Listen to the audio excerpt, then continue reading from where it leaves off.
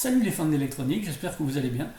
Alors aujourd'hui je vous propose d'observer une trame UART venant d'un port série avec l'oscilloscope numérique et l'analyseur de protocole et voir un peu ce que les deux appareils peuvent nous donner.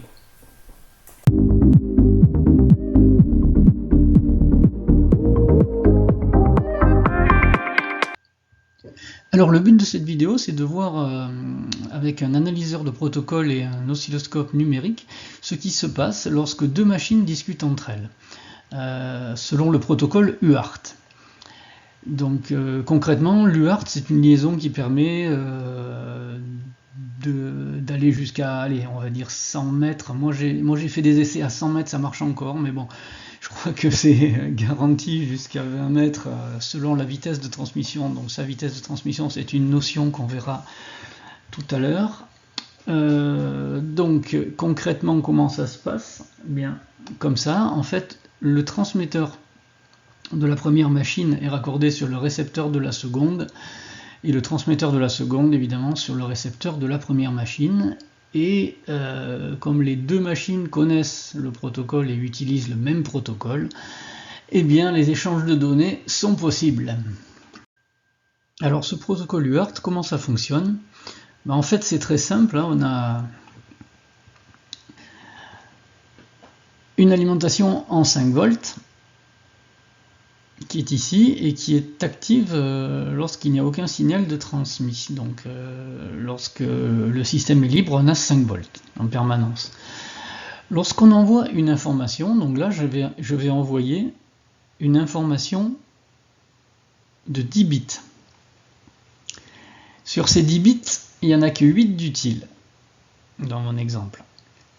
Ce sont les bits qui sont marqués 0 ou 1. Alors comment on fait? On prévient la machine réceptrice qu'on va lui transmettre un message. Donc on fait descendre la tension à 0. C'est ce qu'on appelle le bit de start.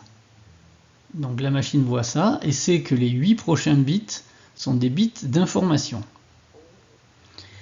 Quand l'information est terminée, ici, j'envoie un dernier bit qui est le bit de stop. Ce sera le 10e donc. Et je fais remonter la tension à 5 volts jusqu'au prochain envoi. Donc, dans ce protocole-là est réglé de cette manière-ci. On a 8 bits de données, 1 bit de start et 1 bit de stop. Alors attention, là on a l'échelle du temps. Le premier bit transmis est à gauche. On est bien d'accord. Donc, sur un signal comme ceci, 1 bit de start, 8 bits de données, 1 bit de stop. Ce qui est un peu embêtant, c'est que il faut l'écrire en sens inverse, en fait, là, pour le décoder.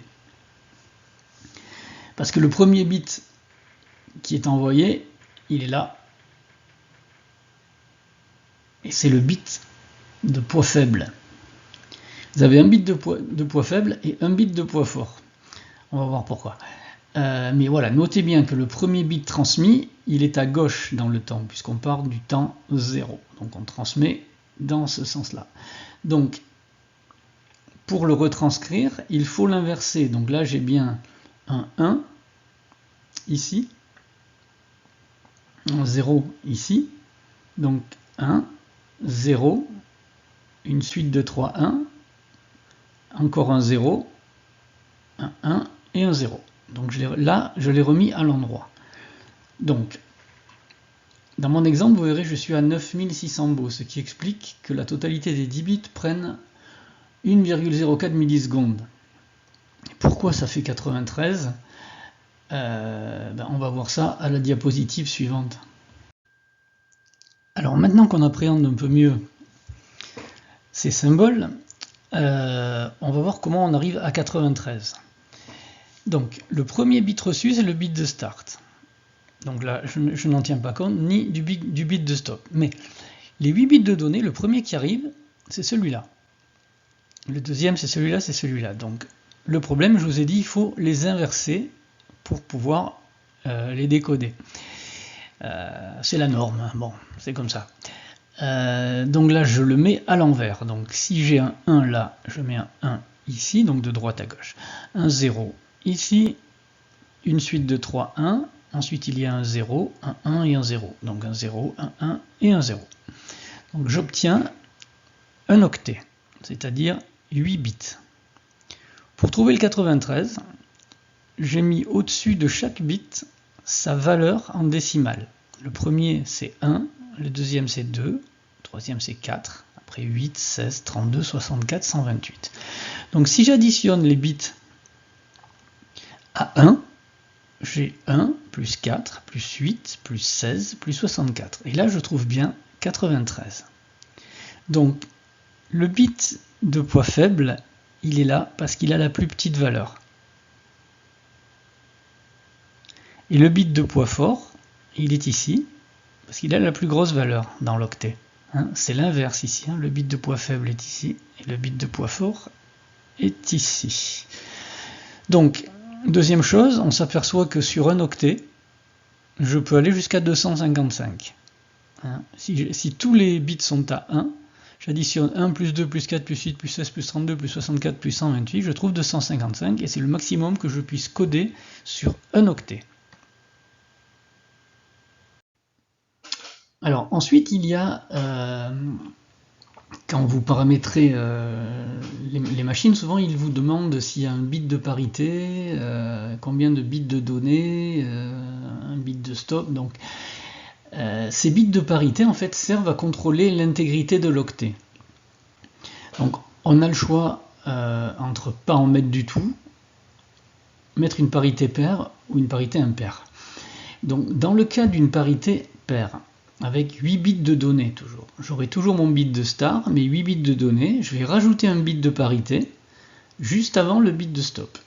Alors si ma parité est paire, ça veut dire quoi? Ça veut dire que si on a un nombre de 1 dans l'octet qui est impair, je vais mettre ce bit de parité de façon à ce que la somme des 1 soit paire. Donc là, évidemment, il y a 5 bits qui sont à 1. Donc c'est impair. Donc si j'ai mis une parité paire, je vais mettre mon bit de parité à 1. Comme ça, effectivement, j'aurai 6 bits à 1. J'aurai bien une parité paire. Si je choisis de travailler en parité impaire, ce qui est le cas en bas, j'ai toujours mes 5 bits à 1. Donc je suis impair déjà. Donc mon bit de parité, je ne vais pas le mettre à 1, je vais le laisser à 0. Donc j'aurai une parité impaire. C'est une manière de contrôler l'intégrité du message. Alors pour finir, on en arrive à la vitesse de transmission. Donc on confond souvent les bits par seconde et les baux. Donc c'est différent. Dans notre cas, ça ne sera pas différent, mais sachez que on parle de baux surtout quand on utilise des techniques de modulation avancées. Nous, c'est pas notre cas, donc les deux sont confondus. Donc dans notre exemple, j'utiliserai la vitesse de 9600 bps. Donc c'est-à-dire que 1 bit, 9600 bits par seconde, donc un bit sera transmis en 104 microsecondes, 1 sur 9600. Ça fait 104 microsecondes, donc on va utiliser cette vitesse-là. Donc ce qui va donner dans notre cas, on aura une trame de 10 bits, je ne vais pas mettre de bits de parité. On aura 10 bits, donc ça veut dire que si un bit est transmis en 104 microsecondes, la totalité de mes 10 bits sera transmis environ à 1,04 millisecondes. Donc 10 fois plus, quoi.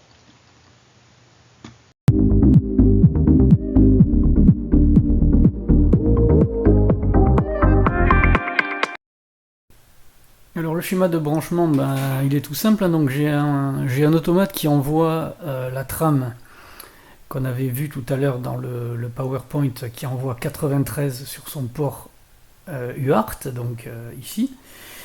J'envoie cette trame d'un côté sur l'oscilloscope numérique et de l'autre côté sur le petit analyseur de protocole. Après on va passer sur le PC pour voir les écrans.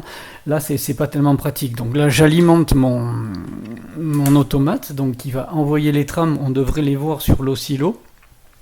On devrait la voir sur l'oscillo, cette trame. Puis on va l'analyser un peu plus simplement avec l'écran du PC. Voilà, là on dirait qu'il a chopé la trame. J'ai peut-être pas mis le trigger pour la bloquer. Donc on va le faire. Hop. Voilà, donc là on a chopé la trame. Voilà, donc on va passer sur le PC pour voir tout ça de plus près. Voilà, donc là j'ai capturé la trame qui est sur l'oscillo. Donc elle représente le nombre 93, hein. On a vu tout à l'heure. Ici on a le bit de start. Là on a le premier bit, le deuxième, suivi de 3 bits à 1 aussi, un bit à 0, un bit à 1, un bit à 0 et notre bit de stop qui est ici. Donc si je mets un curseur, puisque je suis à 9600 baux, on a vu que tout à l'heure, un bit devait être reçu en à peu près, si je me rappelle, 104 millisecondes. Donc on va mettre en vertical nos curseurs sur un bit. Je vais choisir celui-ci. Hop. Et celui-ci. Oh, il va y arriver. Voilà. Là, on voit bien ici qu'on a 104 microsecondes sur un bit, donc ça correspond. Avec un analyseur de protocole, on peut en voir un petit peu plus. Là, avec l'oscillo, on peut à la limite décoder la trame, s'amuser à la décoder, compter les bits à 1, les bits à 0, les remettre à l'endroit et calculer le nombre décimal correspondant. L'avantage avec un petit analyseur de protocole, c'est qu'il a les décodeurs à l'intérieur. Donc on va voir comment ça se passe, hein. Je passe sur l'analyseur de protocole. Voilà. Donc l'analyseur de protocole, il est là. Je lui ai dit que c'est un signal, on va regarder ensemble, un signal UART, puisque si c'était un RS232, ça serait l'inverse, hein. Il faudrait cocher ici. La vitesse, elle est là en bits. Ici, en bits par seconde. Ici, on a bien 8 bits par transfert. Un bit d'arrêt, on a vu ça tout à l'heure. J'ai aucun bit de parité. Et le bit de poids faible est transmis en premier, ce qui est la transmission standard. Donc là, on est supposé pouvoir recevoir notre trame. Donc, on y va. On attend la trame, hein, c'est toutes les 5 secondes, je crois qu'elle a été mise. Voilà, elle est ici. Donc on va la voir de plus près, cette trame. Voilà. On dirait effectivement que on a bien tous nos bits. Donc le point vert, ici, c'est le bit de start. Après le premier, le deuxième, troisième, quatrième, cinquième, sixième, septième et huitième bit de données. Et le point rouge, c'est le bit de stop. Donc le bit de stop, lui, vous avez vu, revient à 1. Donc au début on est à 1, après on descend pour le premier bit, ce qui dit au système, attention je vais transmettre 8 bits de données. Les 8 bits de données sont là. 1, 0, 1, 1, 1, 0, 1, 0 et 1 pour le bit de stop. Donc l'avantage avec cet analyseur de protocole qui est quand même un petit outil magique, c'est que vous avez ici le résultat décodé. Donc il a bien décodé cette trame. On peut la voir sous plusieurs formes, hein. Vous voyez, binaire, décimal, hexadécimal, ASCII, hexadécimal. Donc si je mets hexa, ben, il va me le dire, il va me donner 93 en hexa, donc 5D. Donc voilà, un petit outil très pratique qui nous permet de décoder la trame facilement et de comprendre ce qui se passe, quoi. Donc c'est quelque chose que je vous conseille vivement d'acquérir si ça vous intéresse.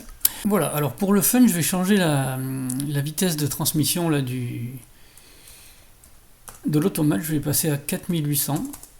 au lieu de 9600, donc la moitié. C'est parti, donc là on l'envoie dans l'automate. Maintenant, l'oscillo devrait recevoir la trame, la nouvelle trame, donc celle qui est moins rapide. Je rappelle que j'ai descendu la vitesse. Je vais remettre mon trigger pour le déclencher. Hop.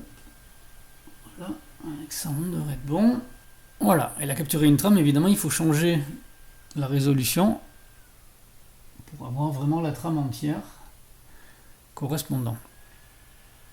Voilà. Donc ici on voit bien qu'on a exactement la même trame, hein, le 93, on a le bit de start, le premier bit, le deuxième, les trois suivants, cela, et le dernier qui est ici. Par contre maintenant si je remets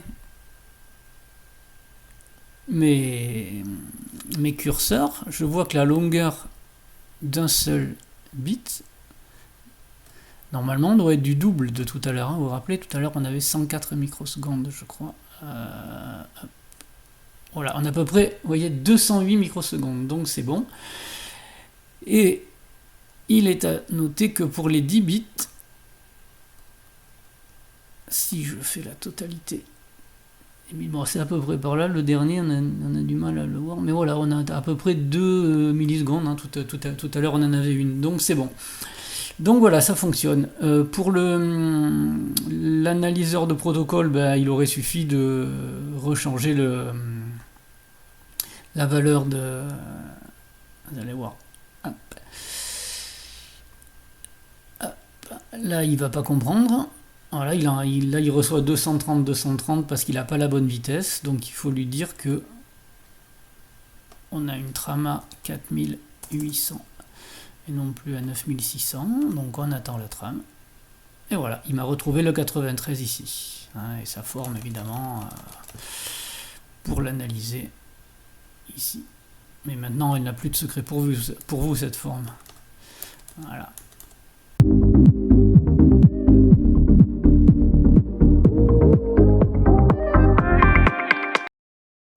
Cette vidéo est maintenant terminée, donc n'oubliez pas que sur un appareil de mesure, les bits arrivent de gauche à droite et que pour les décoder, il faut les inverser, donc les écrire de droite à gauche. C'est comme ça. Je vous recommande, si analyser les protocoles ça vous intéresse, d'utiliser ce petit appareil, le LA1010 de chez Kings, parce que vraiment, depuis que je l'ai acheté, je me régale à décortiquer les autres protocoles, hein, le SPI, donc il y en a tout un tas dedans. Pas très cher, hein, sur AliExpress. Donc voilà, n'oubliez pas de liker, de vous abonner, d'activer la petite cloche, de faire plein de bonnes choses, quoi. Et je vous dis à très bientôt.